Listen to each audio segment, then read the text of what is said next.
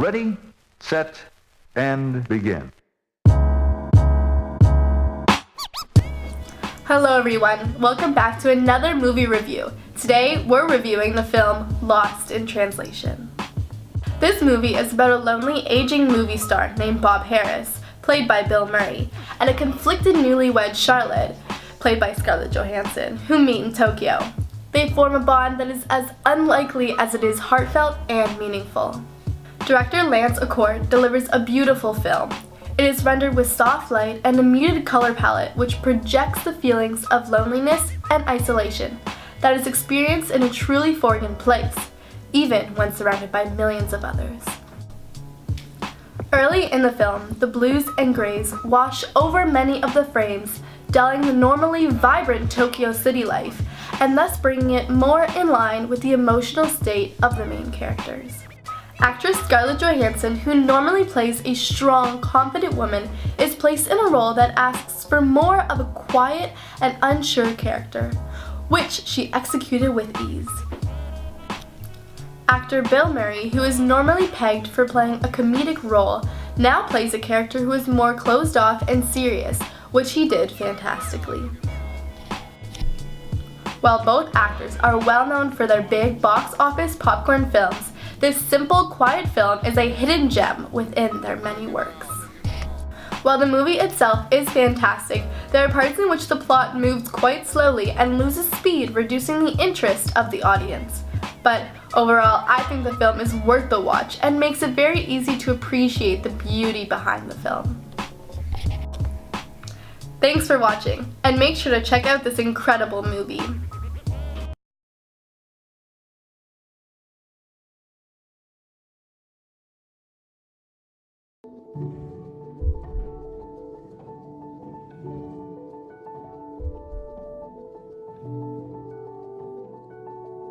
In modern cinema, complex themes such as disabilities, bullying, redemption, gender relationships, and suicide are seldom covered, with only a few being able to do so within an hour-and-a-half runtime.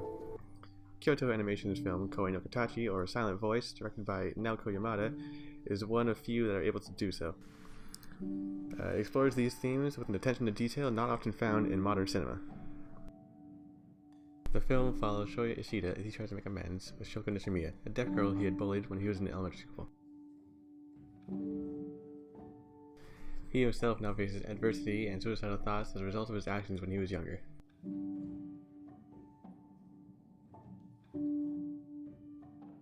After being the bully and the victim, Ishida has forgotten how to communicate. We see this throughout the film as he avoids looking people in the eyes and tries to block others out.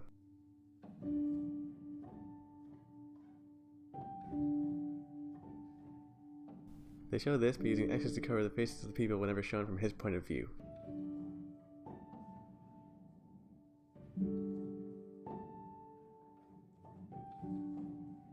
They use composition throughout the film to express different themes. A good example of this would be the scene between Shoko and Naoko.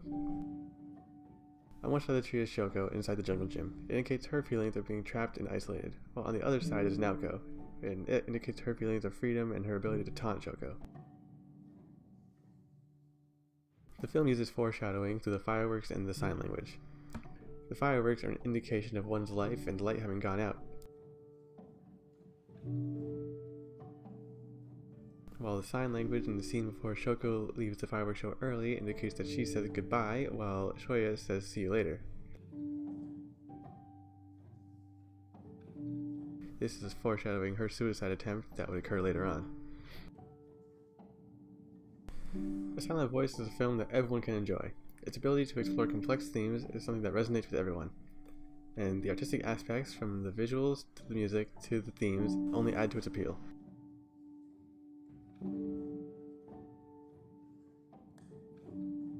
Its in-depth plot and realistic take on the serious and critical issues of society, while still looking into the nature and meaning of different relationships, is what sets it apart from other films. It does all this through a unique point of view, while still avoiding melodrama. Regardless of whether or not you're a fan of the Japanese style of animation, this film is one I would highly recommend.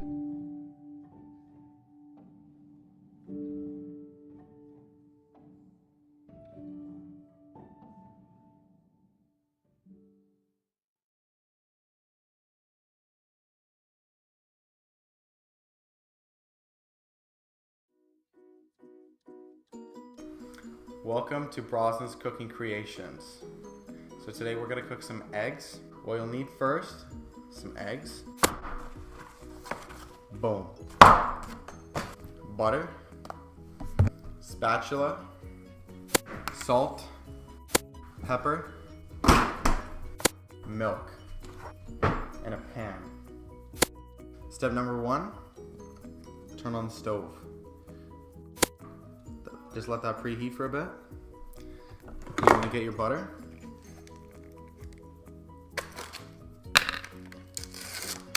Whoa. Just get a little bit. Throw that shit on. While you're waiting for that to heat up, actually, get a bowl. And then you can start cracking the eggs.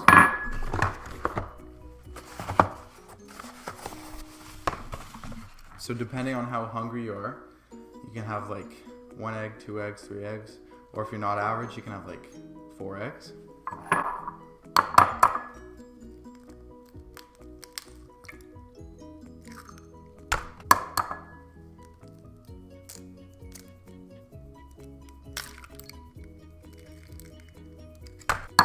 For today, we're just gonna we'll make 3 eggs.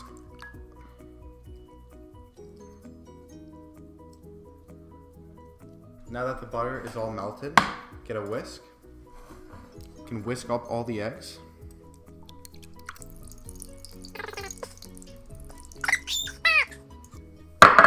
Now, before you're done, just throw a bit of milk in there. Spice it up a bit. Oh, it's so good. Like that. Whisk her up.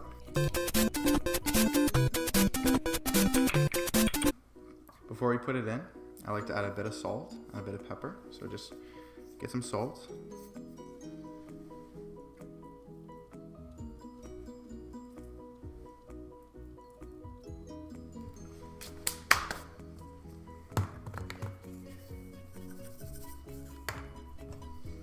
Mix it up again, and then now just throw it in there. Oh yeah.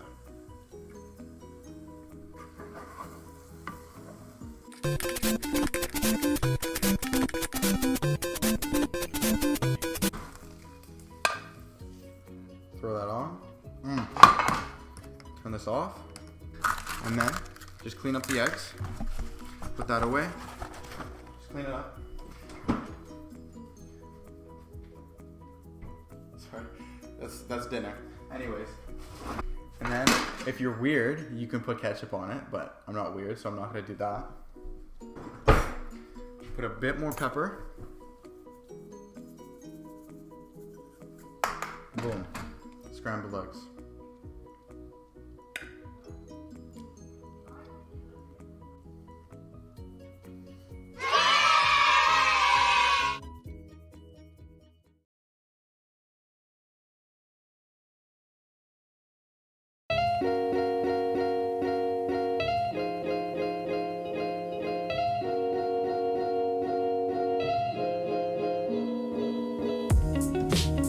The ingredients you will need are 1 cup of butter,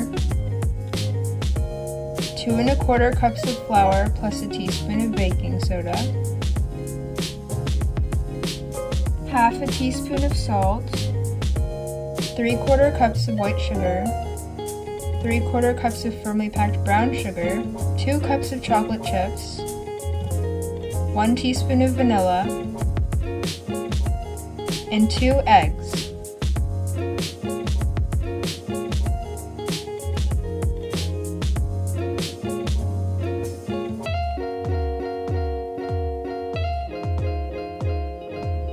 In a large bowl, beat the butter and sugar until it's creamy.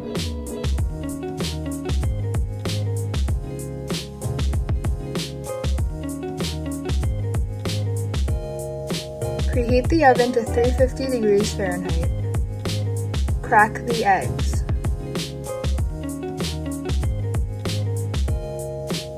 Add the eggs in one at a time.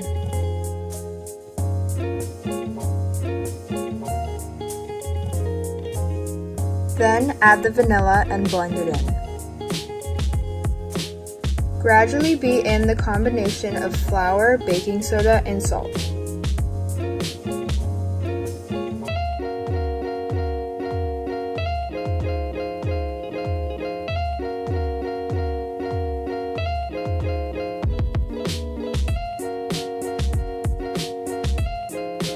Stir in the chocolate chips.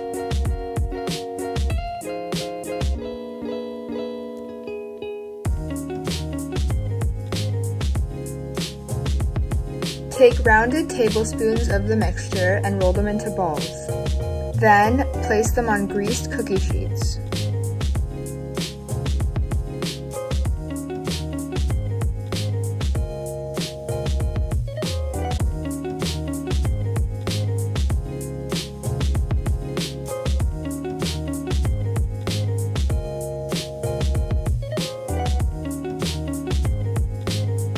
Bake them from 9 to 11 minutes in the oven.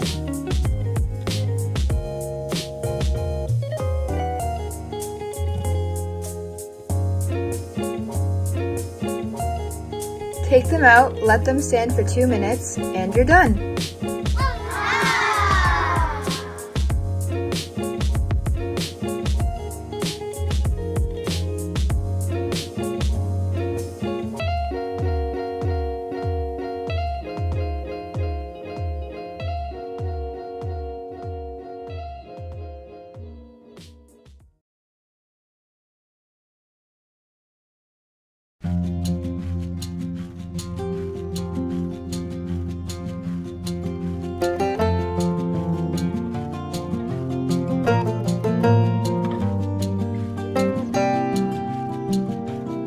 First, place your naan bread on a large cooking tray. It will act as your dough or crust, and it's easy to use because it's already baked. Next is the tomato sauce.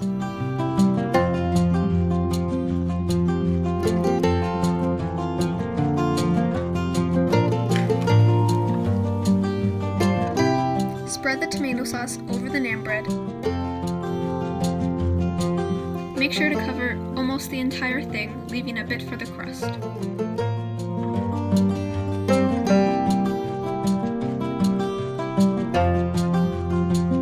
Once the sauce is done, now you can start to put your toppings on.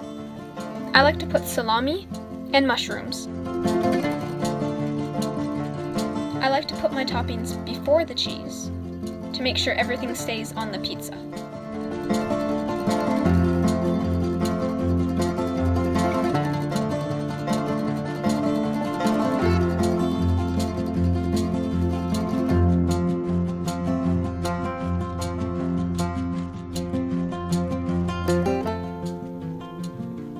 Now it's time to shred the cheese. I chose mozzarella cheese, but you can use any cheese you like.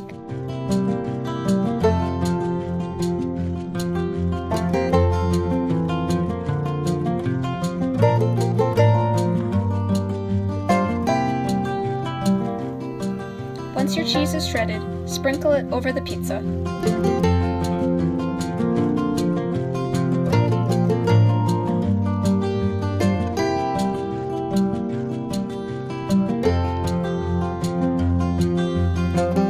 Once the oven reaches 350 degrees, you can now put your pizza in for about 12 minutes.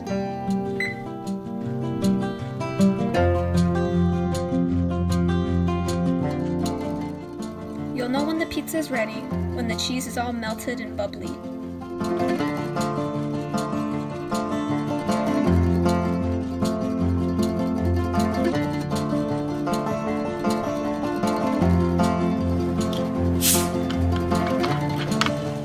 Pizza goes well with any drink. A salad is always a nice side to a pizza.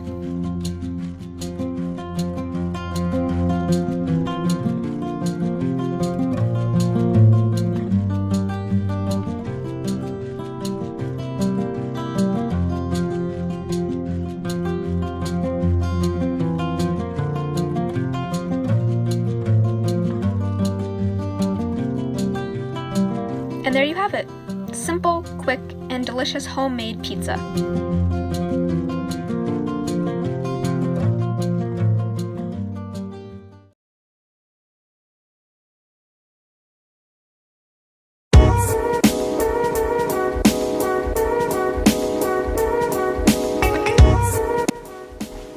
Hi, I'm Lana, and welcome to Cooking with Lana, Season 4, Episode 20. Today, we're going to be baking cookies.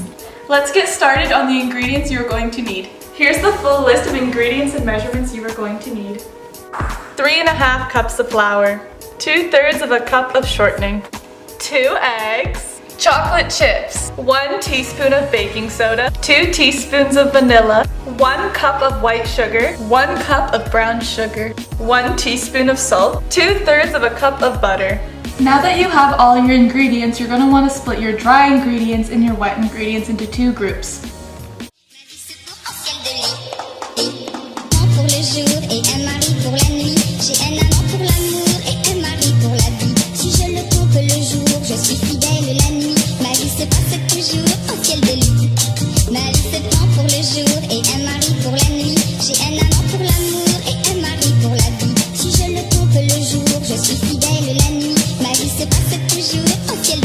Now that the batter is done, you're going to get your trays and roll them into 1-inch balls.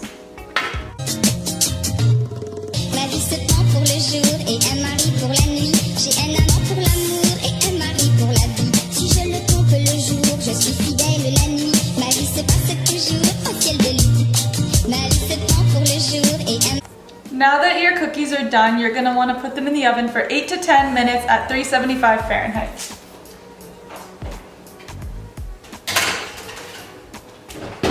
And now you can take a little break. It's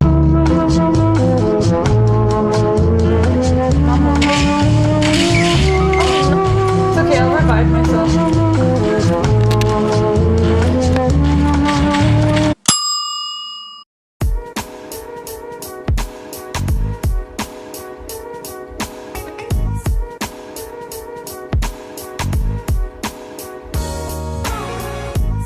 Thank you for watching. I really hope you try out this recipe, but now that they're done, we have some people to try them out. That's really good.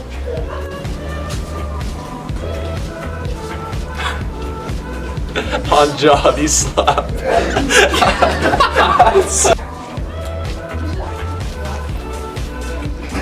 That's pretty good. Yeah? Like a little bit more sugar, but that's alright. Sorry for that. That was pretty good. I just wanted to get it. It was good. Yeah. On draw, these are blessed, bro. I rate these. On draw.